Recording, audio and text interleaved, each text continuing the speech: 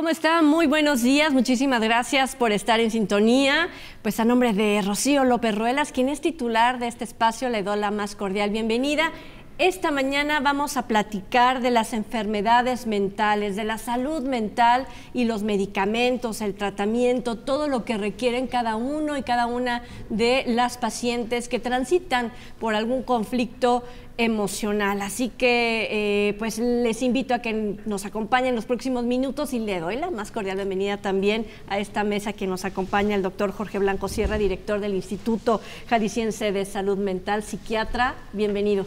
Muchísimas gracias por la invitación. Es un gusto poder compartir la mesa, poder hablar de salud mental, poder hablar de las necesidades de cada uno de nosotros y cómo estamos trabajando para poder atenderlas de forma oportuna en el estado de Jalisco. Y también nos acompaña el doctor Vicente Molina Ojeda, él es psiquiatra, expresidente del Colegio de Psiquiatras de Jalisco, profesor jubilado del Centro Universitario de Ciencias de la Salud de la Universidad de Guadalajara. Bienvenido.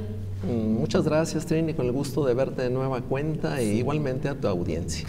Gracias, también es un gusto, sin duda. Sergio Armando Covarrubias Castillo, jefe de Servicio de Psiquiatría del Hospital Civil Fray Antonio Alcalde. Bienvenido. Muchas gracias por la invitación, a la orden. No, a usted por acompañarnos y explicar, número uno, qué son las enfermedades mentales, padecimientos. ¿Se le puede decir o calificar de alguna otra forma? ¿Y quiénes padecemos en algún momento este tipo de modificaciones quizás a la conducta o el equilibrio químico de la química cerebral? Doctor, ¿le parece, doctor Vicente, si comenzamos con usted? Bien, mira, Trini, lo que se conoce hasta este momento a través de la historia de esta humanidad sobre el proceso de salud-enfermedad es que las enfermedades mentales no son particulares o exclusivas de este momento histórico y social en el que nos encontramos, sino que han estado acompañando al hombre a través de toda su historia.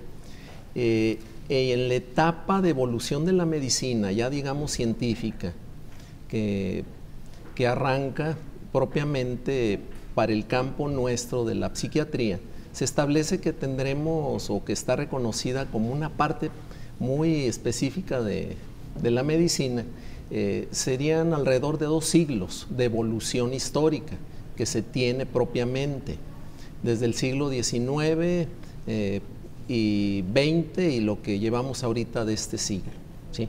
Cuando se empezaron a sentar las bases de lo que es la psiquiatría moderna.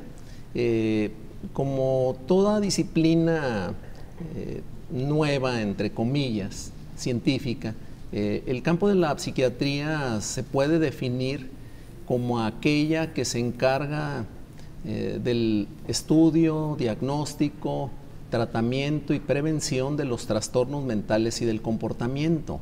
Y de alguna manera, pues sabemos quienes ejercemos este campo, este grupo que es así como se conocen en nuestro medio las enfermedades o la enfermedad mental, ¿sí?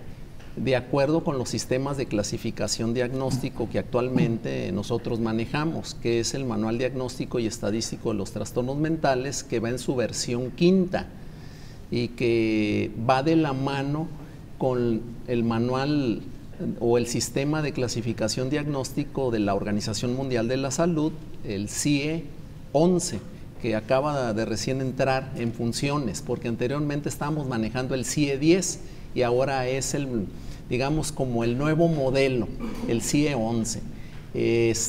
La enfermedad mental puede afectar a cualquier individuo y en cualquier etapa de su vida, ¿sí?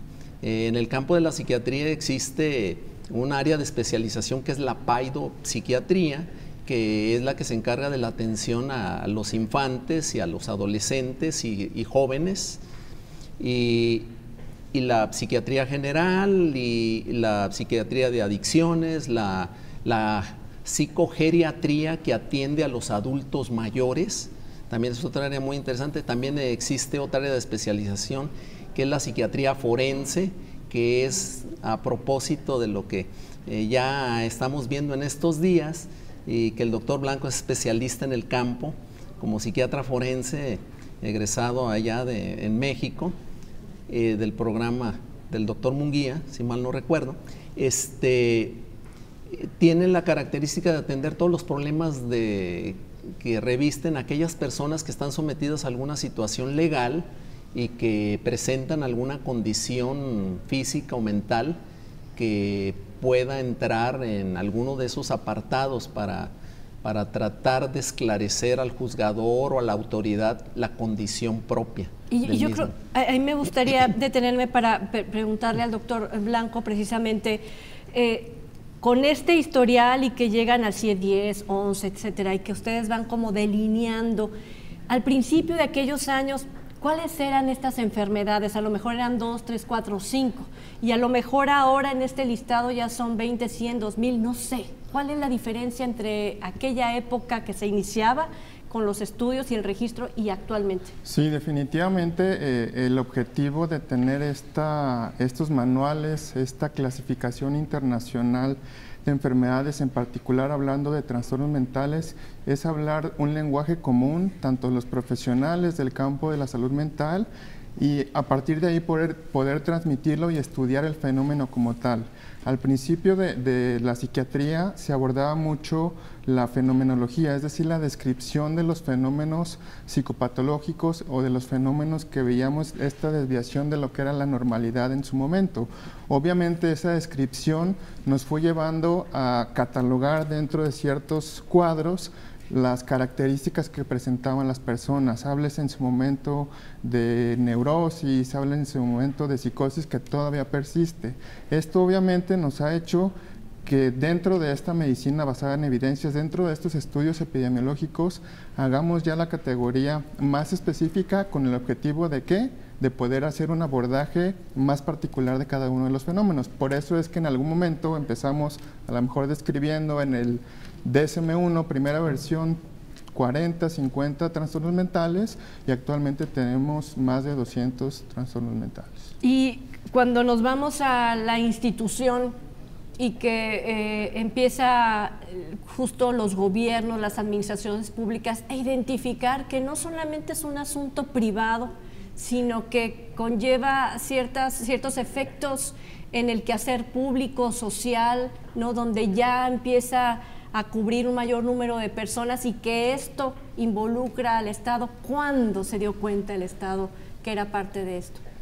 Esto ha venido desde el siglo antepasado prácticamente.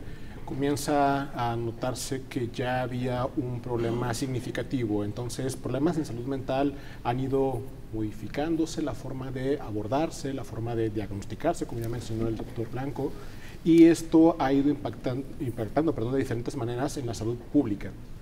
Hoy en día, la psiquiatría, los diagnósticos en psiquiatría, ya no son un problema solamente del psiquiatra o solamente del psicólogo, el especialista en salud mental, son problemas de salud pública.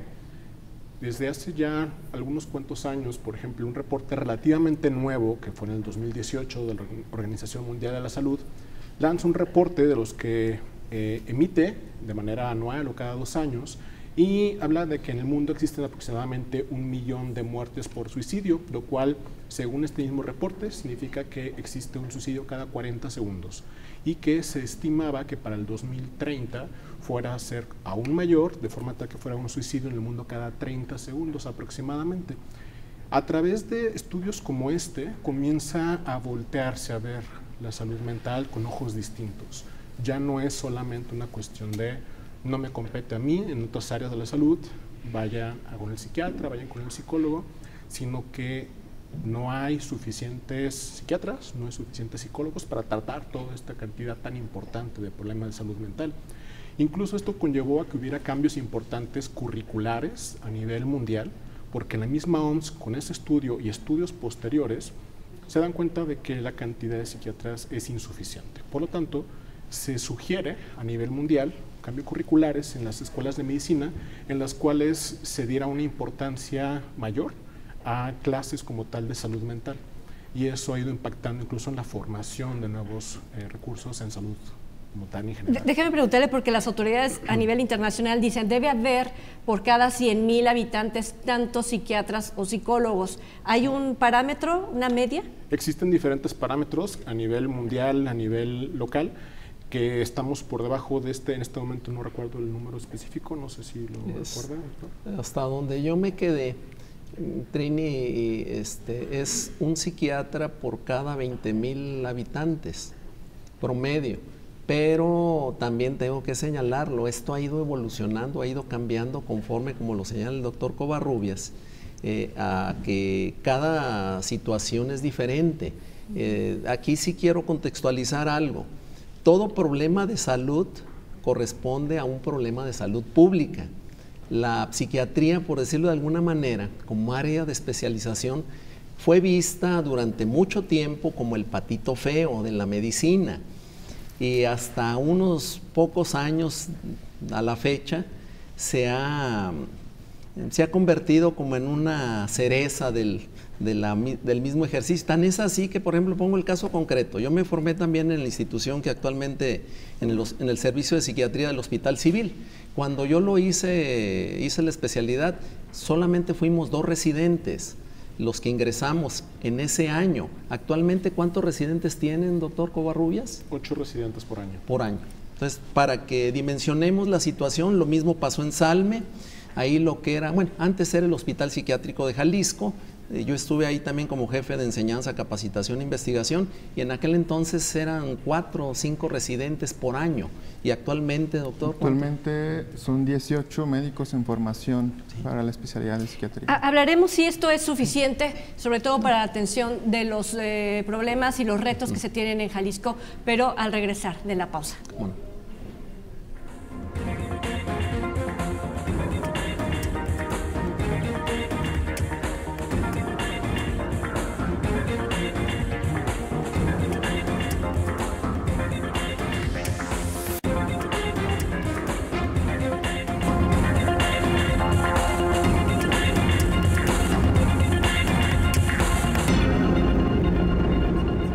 Bueno, ya estamos de regreso hablando de enfermedades mentales y los medicamentos, tratamientos, precisamente para poderle dar continuidad a esto que es un problema, ojo, de salud pública, que es un punto que ya lo abordamos aquí.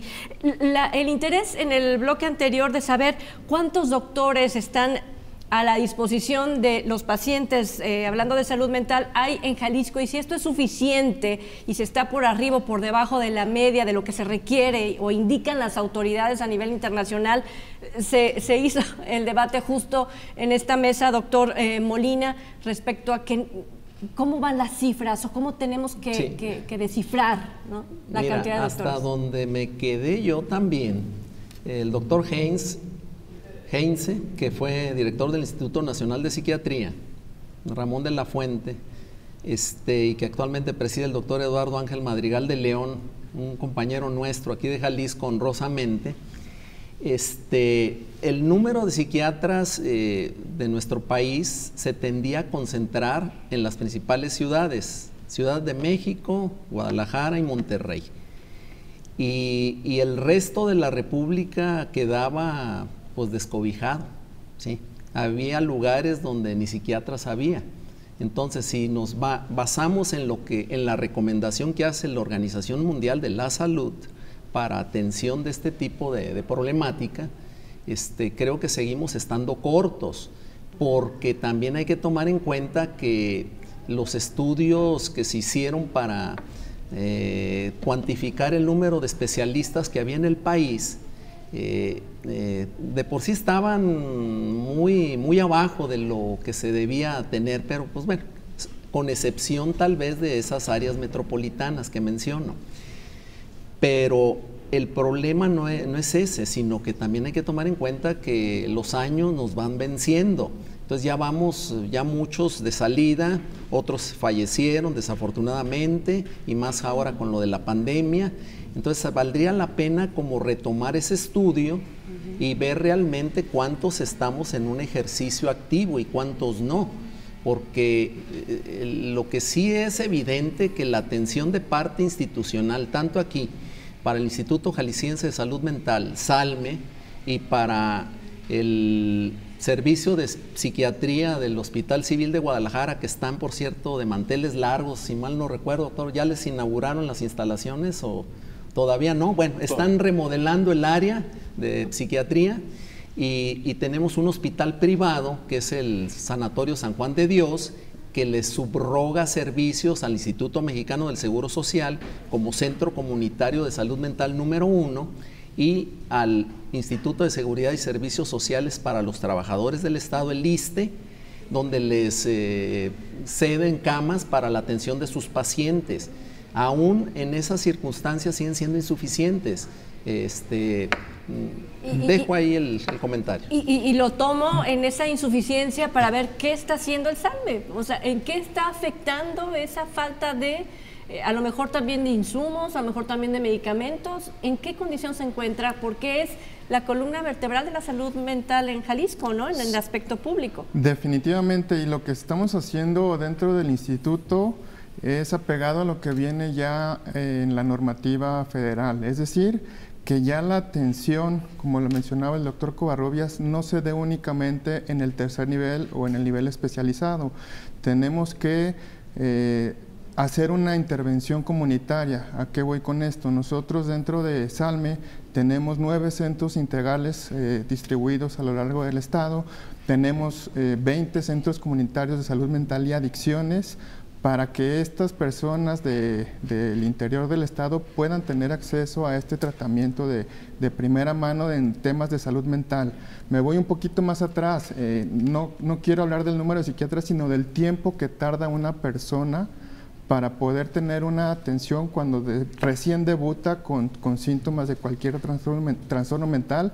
Estamos hablando de un promedio de 7 a 13 años para que se le dé una atención oportuna para un problema de salud mental. Entonces, más allá de todo esto es combatir este estigma, hacer enfoques de reconocimiento de emociones, de reconocimiento de problemas, no psiquiatrizar tampoco todas las emociones, ver cuáles son las emociones que de alguna forma nos hacen funcionales en el día, ver cuáles sí requieren un tipo de atención y hacerlo en la comunidad. Tenemos también otra estrategia que va pegado a la currícula profesional. Estamos capacitando en el instituto a los médicos de los centros de salud en la guía MHGAP. ¿Qué es esto? Es una guía que propone la OMS para que los médicos de los centros de salud puedan detectar los principales trastornos mentales y desde ese momento puedan dar la primera atención inicial. Si ya el cuadro es de una moderada o grave intensidad, ya podemos canalizarlo a un segundo o tercer nivel, pero la idea es que estos médicos ya capacitados pierdan ese miedo a abordar los problemas de salud mental. ¿No tienen ustedes el problema de que sí requieran internamiento, por ejemplo, y necesiten camas, habitaciones, espacios para tenerlos a lo mejor en el momento en que ajustan su estado mental y puedan seguir el tratamiento en casa? Sí. Porque ustedes fungen también como un puente. Tenemos otra estrategia en ese sentido. ¿Cuál es esta estrategia? El que cada hospital regional, cada hospital general de la red de salud mental del estado de Jalisco tenga por lo menos 2 o 3 camas establecidas para la atención de salud mental, para que no todo sea las camas de los hospitales psiquiátricos, llámese San Juan de Dios, llámese CAISAM estancia breve prolongada, sino que ya el Hospital General de Occidente, en Vallarta, tengan por lo menos 2 o 3 camas para esta atención. ¿Y le pasa al área del Hospital Civil? Sí, definitivamente la cantidad de camas que se tenían era muy inferior a lo que se necesitaba. Realmente, pues un Hospital Civil de Guadalajara es un hospital de concentración regional, confluye en pacientes de varios estados del occidente de la República y pues se contaban prácticamente con 13 camas para varios estados, ¿no? Entonces, definitivamente nos veíamos rebasados constantemente. Y creo que eso pasaba incluso también en el Instituto Jalisciense de Salud Mental, en el Hospital San Juan de Dios, que también pasaba algo muy parecido, llegando a generar de repente que tenemos que estarnos como apoyando para poder llevar a cabo la atención en el paciente con patología mental grave agudizada y de esta manera poder ofrecer un internamiento cuando esto era necesario. Ya existen estrategias, se ha dado el apoyo a nivel institucional, a nivel gubernamental, para poder hacer algunas modificaciones y entonces tener una cantidad un poco más apropiada, digamos, de camas. ¿Para cuándo? Es una muy buena pregunta y todavía no tengo ese dato respecto de cuánto tiempo va a pasar, pero se esperaría que ya no sea tanto lo que vamos a tener que esperar. Sí, y es que la pregunta va en torno a la necesidad, ¿no? Que tenemos. ¿Están incrementando las enfermedades mentales? Es una muy buena pregunta. Aquí hay una parte importante que ya mencionaba el doctor Molina, en el que la enfermedad mental ha estado presente siempre. Existen varias teorías al respecto de por qué los diagnósticos van cada vez más a la alza, y uno de ellos va de la mano también porque es que, por ejemplo, en países que tienen un sistema de salud primordialmente de prevención, es que las estadísticas en salud mental están aumentando más rápidamente. ¿Qué significa eso? Posiblemente no necesariamente es que exista más enfermedad mental, sino que se diagnostica más tempranamente y adecuadamente. Yo creo, a ver, desmiéntame, antes se vivía con eso, se aprendía a vivir de tal forma que no afectaba el comportamiento diario, la productividad, a veces ni siquiera la creatividad. Pero sí había un deterioro de la conciencia de alguna forma, y ahora no sé si es que hay mucha comunicación al respecto, lo identificamos y lo queremos tratar porque queremos estar mejor y sobre todo conscientes de nuestro ser estar. ¿Es así? ¿Ha pasado? Existen diferentes cuestiones que son importantes al tratar. Realmente cuando hablamos en salud mental es muy difícil el poner el dedo en la llaga, como se dice, ¿no? Y decir, esta es la única razón por la cual este fenómeno se está suscitando. La parte de la prevención e identificación temprana es un punto importante. La cuestión de contexto sociocultural que se está viviendo en diferentes partes del mundo también es un punto muy importante. Y también es relevante decir que cada vez existe posiblemente un poco de menos tabú al respecto de esta cuestión, debido a que muy seguramente años atrás podía haber existido esta cuestión relacionada a no quiero que los demás sepan que yo la estoy pasando mal, porque eso me hace ver como que soy, no sé, débil, soy una persona que no puede con lo que otras personas sí pueden tolerar, y esto generaba este tabú, esta casi satanización prácticamente de la patología mental. Afortunadamente, diferentes estrategias de comunicación a nivel social han logrado posiblemente que esto vaya modificándose un poco, este paradigma social de la patología mental ha ido modificándose. Por lo tanto, ya no es tan, digamos, mal visto, por así decirlo, que pueda una persona decir, no la estoy pasando bien, necesito ayuda. ¿Coincide, doctor Molina? Mira, en relación a lo que se sabe de la salud mental y de los trastornos que conlleva esta, por lo general, y los que atendemos, en particular los médicos psiquiatras, su origen es multifactorial, y donde juega un rol fundamental, como lo comenta el doctor, el aspecto sociocultural. Obviamente esta sociedad en la que vivimos dista mucho de la sociedad que vivieron nuestros padres, nuestros abuelos, y que está sometida a situaciones inéditas.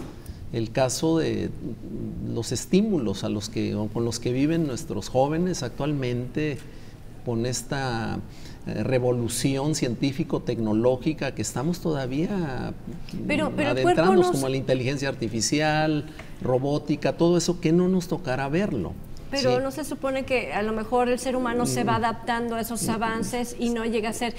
¿Me puede explicar exactamente cómo sí repercute, pero después de la pausa? Sí, ¿cómo no? Vamos a la pausa y regresamos. Estamos hablando de enfermedades mentales. Y aquí el fenómeno de las drogas, que...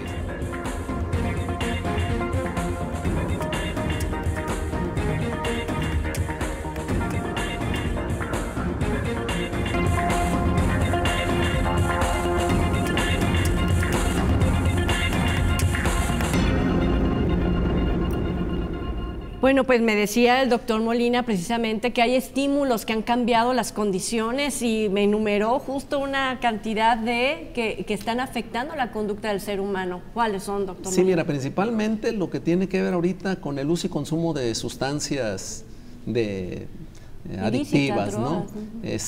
Pues antes eran inexistentes, el fentanilo, sí existían, el fentanilo y otros derivados opioides que son consideradas como drogas duras, las metanfetaminas, pero ahorita pues existe un acceso a este tipo de sustancias entre los niños y adolescentes y jóvenes, que es como ir a comprar un gansito a la tienda, ¿no? Bueno, que era lo que hacíamos en mis tiempos, ¿no? Que era un lujo ir a comprar un gansito, o un refresco. Sí, una golosina, la tienda de la esquina, y esas tiendas de la esquina se han convertido en muchas colonias en narcotienditas. Y tan es así que comentábamos en el receso, lo que está haciendo el Instituto Jalisciense de Salud Mental es un proceso de reingeniería para tratar de incorporar al Consejo Estatal contra las Adicciones para formar parte de esa estrategia de atención en salud mental que estamos viviendo tan fuerte, porque se ha visto que muchos o la mayoría de los problemas de salud mental que requieren hospitalización o que tienen un grado de complejidad que requiere un tratamiento médico psiquiátrico,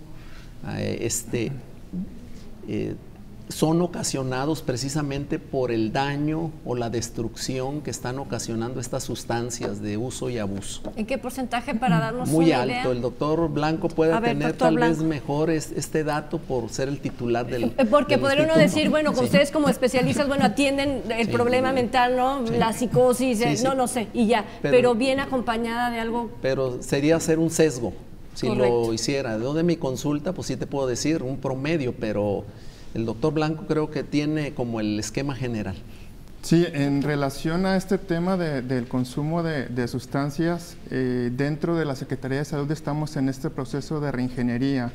De hecho, estamos en este acompañamiento en el tema legislativo precisamente para esta fusión, ¿no? Dos problemas muy importantes, muy prevalentes, muy predominantes ahora en todas las mesas de salud, lo que es el tema de salud mental y adicciones. Enfrentarlos o atenderlos desde un frente común, es decir, el Consejo Estatal de Salud Mental y Adicciones enfocado en esta generación de política pública, en esta coordinación de regulación de espacios y de vinculación interinstitucional, porque también es una realidad que nosotros como dependencia de salud necesitamos aliados en educación, en trabajo, en seguridad, para poder abordar toda la dinámica que estamos viviendo. En particular, en la atención de tercer nivel, uno de los tres principales trastornos atendidos es los problemas psiquiátricos secundarios o inducidos por el consumo de sustancias.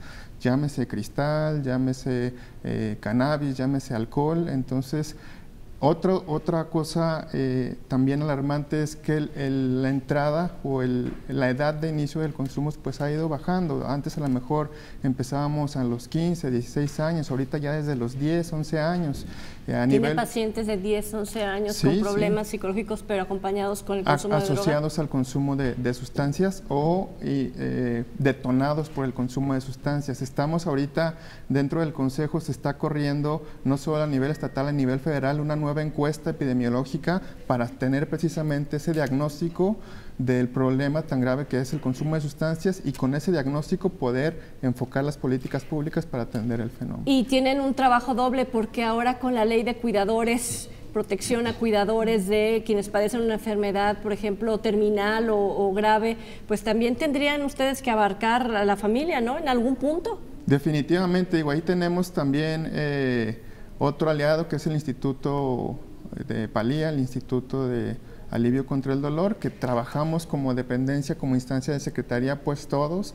El Consejo Estatal tiene estas vocalías en donde convoca a diferentes instancias, lo que les decía, educación, seguridad, otras instancias propias de la Secretaría, para todos de la mano, no replicar, no duplicar esfuerzos y abordar todos con una misma estrategia los problemas que están saliendo. Y la otra parte es que tienen diferentes pacientes, unos en condiciones de seguridad, como lo mencionaba el doctor Molina hace unos minutos, no puedes tener una persona que cometió un ilícito, que está pues ahí porque cobró la vida de alguien, ¿no?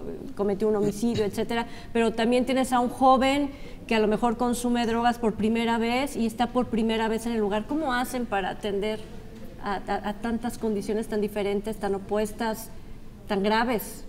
Lo estamos haciendo en base a generar protocolos para cada población en particular. Tenemos protocolos para atender la población que viene derivada por alguna autoridad ministerial, judicial, ya se tiene establecido ese protocolo porque no es algo nuevo, es algo que como bien se mencionó, pues no tenemos a lo mejor la infraestructura, pero tenemos que adaptar nuestros protocolos para dar la atención. Es importante mencionar que no es, o las estadísticas o los estudios no hace que una persona con trastorno mental sea más peligrosa por el simple hecho de tenerlo. Cuando se tiene una agudización, cuando se tiene un descontrol, pues obviamente vamos a tener a lo mejor algunas conductas que puedan poner en riesgo su integridad o la de terceros. Pero si la persona cometió un delito estando en un periodo de agudización, la respuesta del Estado tiene que ser estabilizar ese trastorno mental y eso automáticamente le quita esta condición de peligrosidad. O sea, no hay esa condición de peligrosidad asociada automáticamente. Cometió el delito porque estaba en un periodo de agudización. Entonces la respuesta del Estado debe de ser estabiliza su tratamiento y reinsértalo en la comunidad para que pueda seguir funcionando. Correcto. Adelante, ahí me doctor. gustaría señalar algo, Trini, algo muy delicado que está pasando actualmente y ya lleva algunos años, en el sentido de que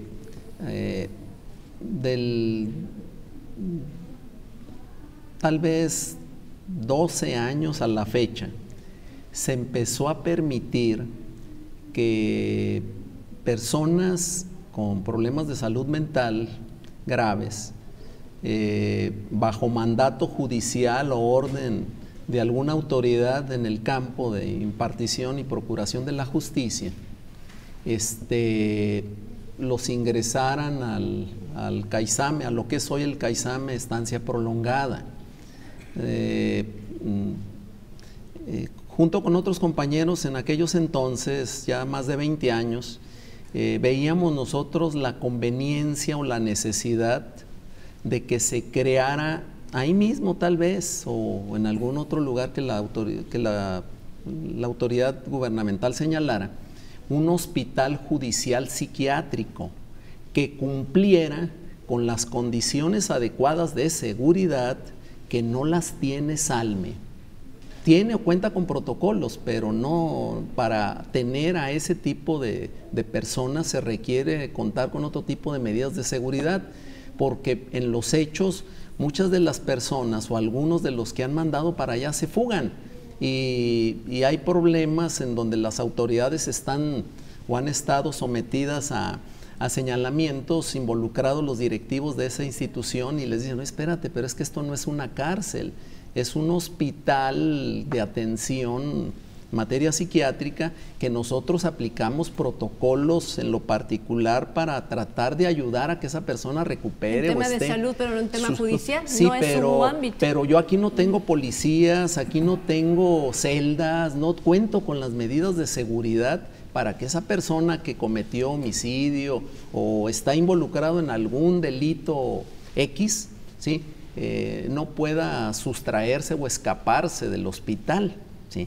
Entonces, eso sí es importante y señalar lo que ya con esta inquietud teníamos algunos compañeros que elaboraban, Víctor Hugo, ahí también de SALME, no sé si ya se jubiló, que fue director, Hidalgo, Miguel Álvaro y un servidor, y Daniel Ojeda Torres también, que fue directivo del hospital y posteriormente de SALME. Por ahí compartíamos ese detalle. De hecho, el tema también es que entre esta pluralidad, ¿no?, así como es de maravillosa la mente humana, la persona que me está escuchando ahorita en su hogar, ¿cómo puede identificar, sobre todo, si padece de alguna enfermedad mental que tiene que tratar, dónde tratarla, cuánto tiempo, si tiene el sector salud el medicamento suficiente y la atención para ella, para esta persona que en este momento me está escuchando y que quizás es ella, esa persona o alguien que ella conoce de manera cercana? Doctor. Hay muchas maneras de intentar acercarse a la población general, ¿no? Creo que la palabra más importante ahorita sería la psicoeducación al respecto de la patología mental, no solamente el individuo que la está viviendo, sino también de aquel entorno que circunda al individuo que la está viviendo. Y me parece que este tipo de cápsulas, este tipo de esfuerzos, sí, son importantes para poder hacer llegar a la población este tipo de temas y desestigmatizar el problema en salud mental. Entonces, sí es importante hablar abiertamente al respecto. Se vale tener emociones, las emociones son completamente naturales. El que una persona pero entre una emoción y una enfermedad mental, ¿cómo identifico? Exactamente, ese es el punto. Una persona que está triste no necesariamente va a tener una depresión. La tristeza es una emoción natural del ser humano. El punto que usualmente utilizamos como para dividir qué es algo adaptativo de algo desadaptativo, es decir, que ya requiere algún tipo de tratamiento, suele ser lo que llamamos la funcionalidad. Es decir, cuando el individuo, esa emoción o ese grupo de síntomas que está presentando, porque no tratamos una emoción aisladamente, tratamos cuando esa emoción conlleva otro tipo de problemáticas que infieren una disminución en la funcionalidad basal que tenía esta persona. Si la tristeza conlleva además problemas como en el sueño y que el problema en el sueño le provoca una hipersomnia, una somnolencia constante durante el día, esa somnolencia posiblemente le va a impedir trabajar adecuadamente, llevar a cabo sus estudios adecuadamente. El hecho de que tenga también otros síntomas agregados, pues puede provocar que su funcionamiento social con sus pares, con su familia, con su pareja, etcétera, puede deteriorarse. Cuando alguna de las áreas del funcionamiento humano, académico, laboral, social, familiar, interpersonal, de alguna manera se ve aminorado, secundariamente a los síntomas propios de salud mental, es entonces cuando se habla de un trastorno. Y sobre todo hay que tenerlo diagnosticado y eso es muy importante. Y hablemos de los diagnósticos al volver de la pausa. Muy bien.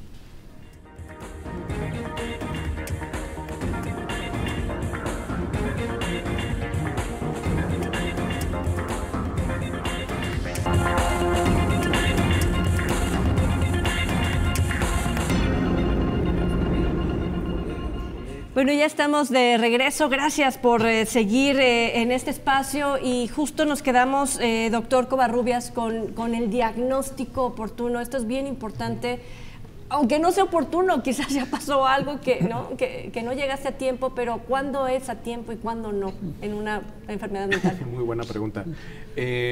Desafortunadamente, por lo que ya comentaba también anteriormente el doctor Blanco, existe una brecha diagnóstica importante, es decir, el tiempo que pasa desde que comienzan los síntomas hasta que realmente se lleva a cabo un diagnóstico llega a ser muy prolongado, en algunas patologías en particular hasta de 13, 14 años. Entonces, esto hace que un problema de salud mental tienda a cronificarse y por lo tanto sea más difícil su debida atención.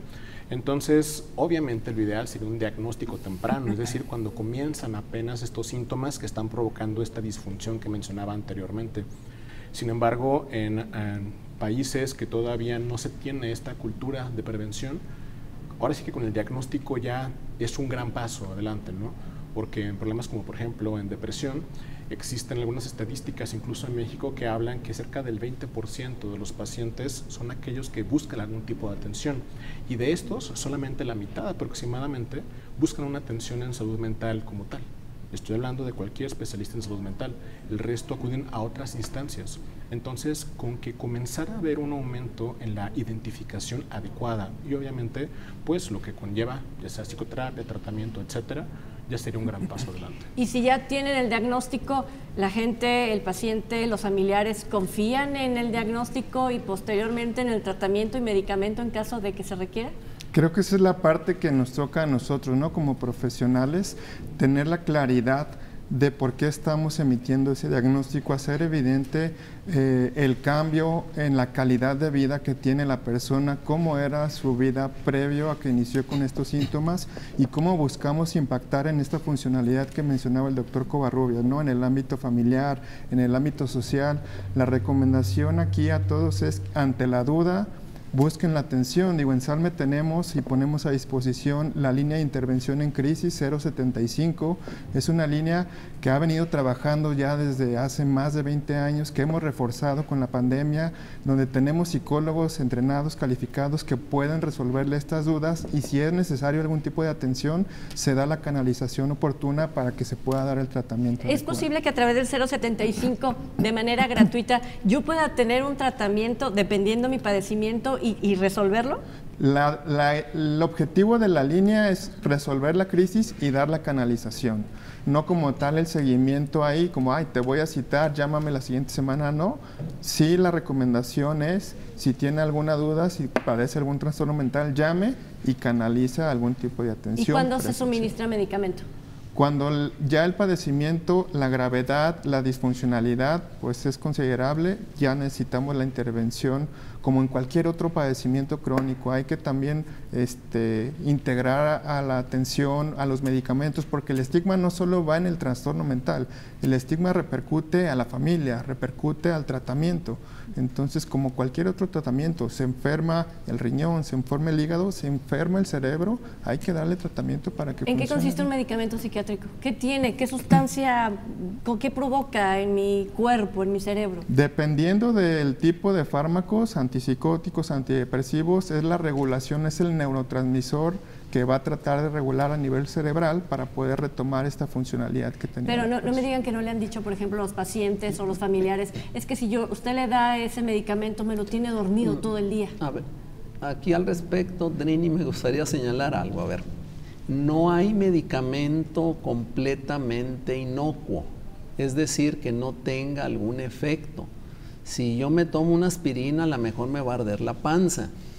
Entonces, el caso de los medicamentos psiquiátricos o que utilizamos nosotros, los especialistas, obviamente tienen un efecto a nivel del funcionamiento de nuestro cerebro, ¿sí? Actúan en nuestro sistema nervioso central y pueden ocasionar, o como todo medicamento, lo señalo, no nomás exclusivamente psiquiátrico, efectos secundarios.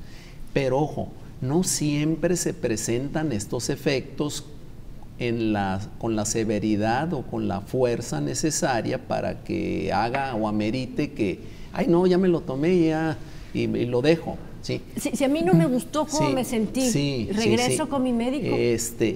Pero eso es trabajo, como lo señala el doctor Blanco, del médico, informarle o avisarle al paciente, mira, este medicamento te puede ocasionar sueño, te puede ocasionar que sientas mareos, que tengas náuseas, etcétera, etcétera, ¿no? Pero no me lo suspendas, porque tienes que dar tiempo a que tu cuerpo se adapte o se acostumbre al medicamento. Entonces, porque también hay que entenderlo, la mayoría de los medicamentos que nosotros utilizamos son muchos de uso crónico, es decir, por periodos largos. No es como cuando yo tengo un resfriado y me tomo un medicamento 2, 3 días o una semanita y ya estoy como nuevo. ¿Por qué tiene que ser prolongado el tratamiento y por qué es urgente que haya el medicamento y sobre todo que haya una línea de medicamento gratuito?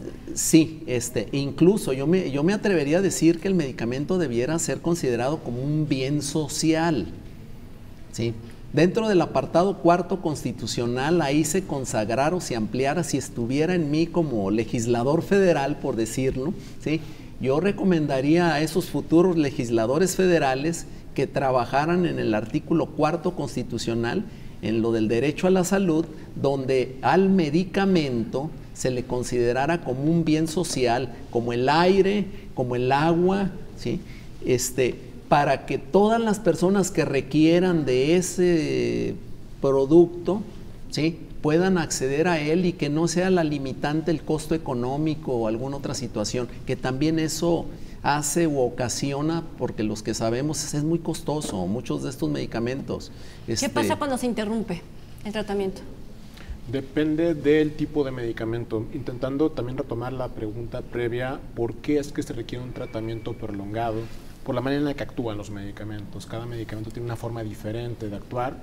Sin embargo, cuando tratamos de psicofármacos, medicamentos que actúan a nivel del sistema nervioso central, pues en la gran mayoría de los casos se requieren dosis de medicamento que se lleven a cabo constantemente durante periodos de semanas, meses incluso, para lograr no solamente una mejoría sintomática, que eso es obviamente importante, pero incluso que también se logre posteriormente una reintegración social apropiada. Se requiere reestructurar en ocasiones algunos procesos químicos, biológicos y que no solamente se modifiquen en el momento que me tomo el medicamento, sino que este cambio sea perdurable y por lo tanto se sienta bien el paciente a largo plazo. Dicen que la felicidad son una construcción de momentos, no un estado permanente. Cuando hay un padecimiento mental y me sujeto al tratamiento, ya sea psicológico, psiquiátrico, y que también intervienen medicamentos, hay una garantía de que podamos tener esa capacidad de crear esos momentos de felicidad y sentirnos satisfechos con lo que somos, con lo que tenemos y con lo que vivimos a diario. Lo que se busca principalmente es la estabilidad y la reintegración, que exista una funcionalidad de nueva cuenta como estaba anteriormente y que si mis síntomas me están provocando que no pueda hacer las actividades que yo anteriormente hacía, que entonces pueda volverlas a hacer. Que de alguna manera el paciente, la paciente pueda ser funcional de nueva cuenta es como la máxima, digamos, la meta máxima que se puede tener cuando hablamos de salud mental. Y es lo que se busca constantemente a través de tratamientos tanto psicoterapéuticos como farmacológicos. ¿Cómo está Jalisco?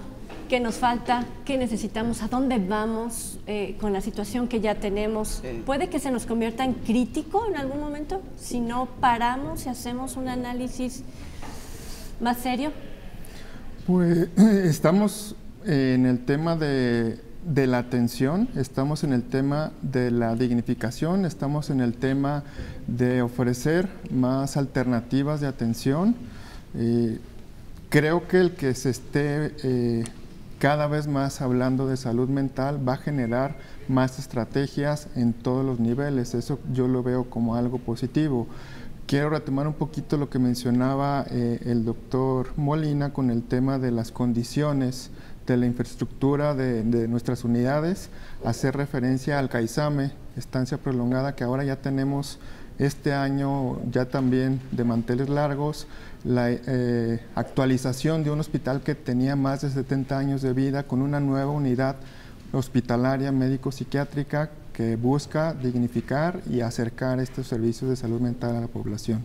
Si logramos quitar ese estigma, romper esa barrera de las personas para que lleguen con el médico, con el psiquiatra, con el psicólogo, creo que ya hemos avanzado, demos un paso hacia adelante en este tema. ¿La gente dónde lo puede encontrar? ¿Cómo puede acceder a su institución? En Salme tenemos varios niveles de atención, tenemos 2 unidades hospitalarias, que es el CAISAME Estancia Breve, ahí en el complejo del Hospital General de Occidente, el CAISAME Estancia Prolongada, es en el poblado del Zapote del Valle, pasando el aeropuerto, y tenemos la línea de intervención en crisis, 075, 24 horas, 365 días, y los módulos regionales de salud mental. Bien, ¿y en el civil de Guadalajara? El Hospital Civil, pues bueno, es el hospital que se encuentra ahí en la colonia de El Retiro. Sí, el Retiro. Y vaya, ahí hay diferentes maneras en las cuales un paciente puede llegar a acceder a la atención.